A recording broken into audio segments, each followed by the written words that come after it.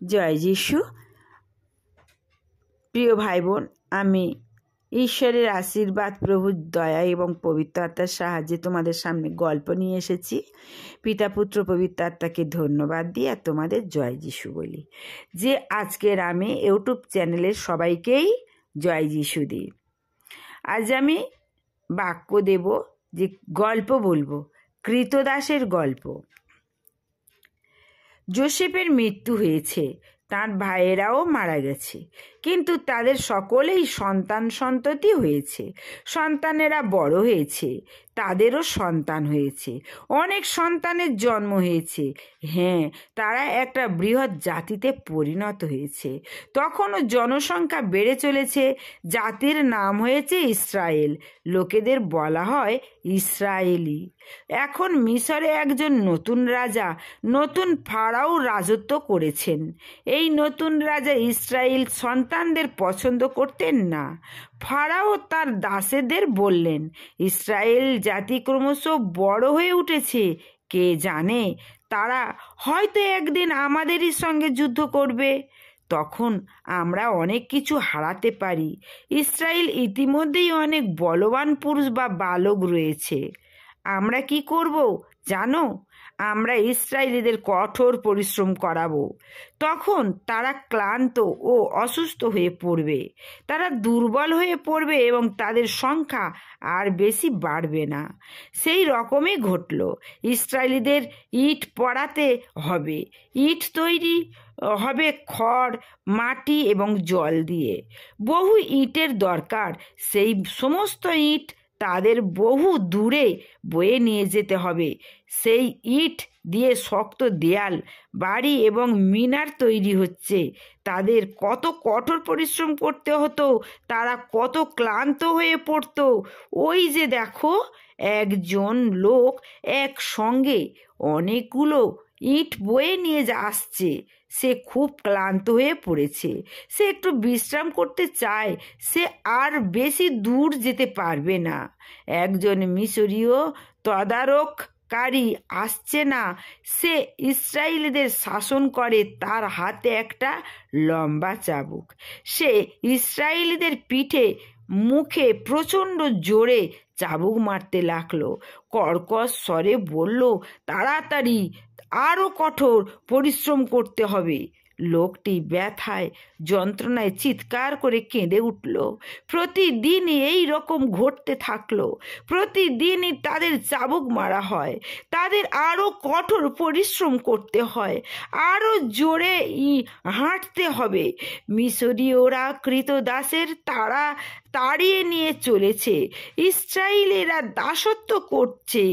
বেচারা কৃতদাসেরা, বহু মানুষ যন্ত্রণায় দুঃখে মারা গেল, কিন্তু জাতির লোক সংখ্যা কিছুতেই কমছে না, বরং আরো বেড়ে চলেছে, শক্তিশালী হয়ে উঠছে।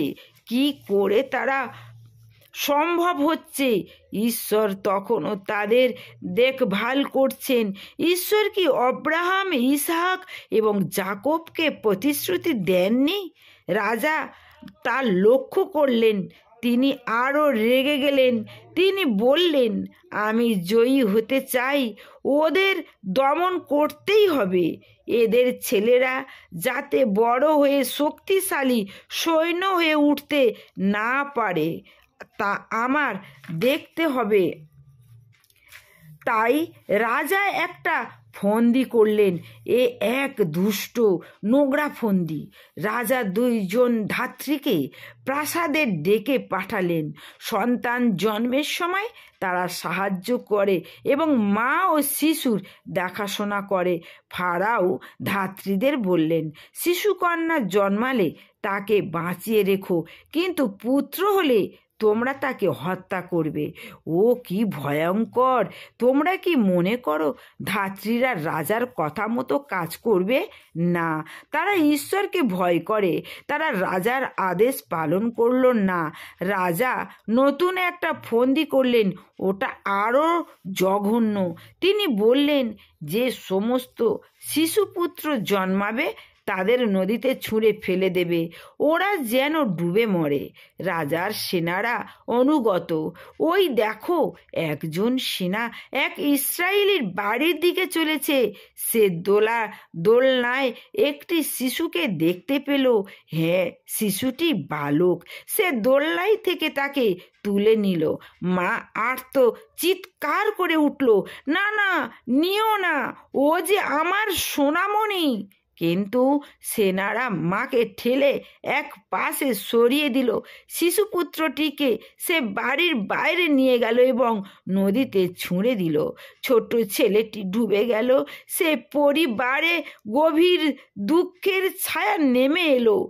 বহু শিশুপুত্রকে নদীতে ছুঁড়ে মেরে ফেলা হলো। ইসরায়েলিরা এখন কি করবে? না, শক্তিশালী এই সব সেনার বিরুদ্ধে তারা লড়াই করতে পারবে না। তাদের কিছুই করার নেই। কিছু না, হ্যাঁ, কিছু তো করার আছে। তারা প্রভুর কাছে নিবেদন করতে পারে এবং সেটাই সবচেয়ে বড় কাজ। প্রভুই তাদের সাহায্য করতে পারেন।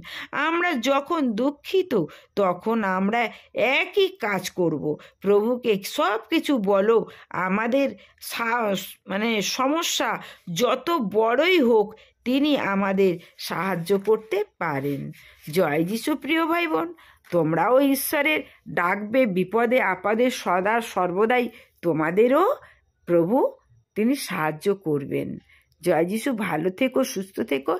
ভালো লাগলে সাবস্ক্রাইব, কমেন্ট এবং শেয়ার করো। সঙ্গে থাকো, সাথে থাকো।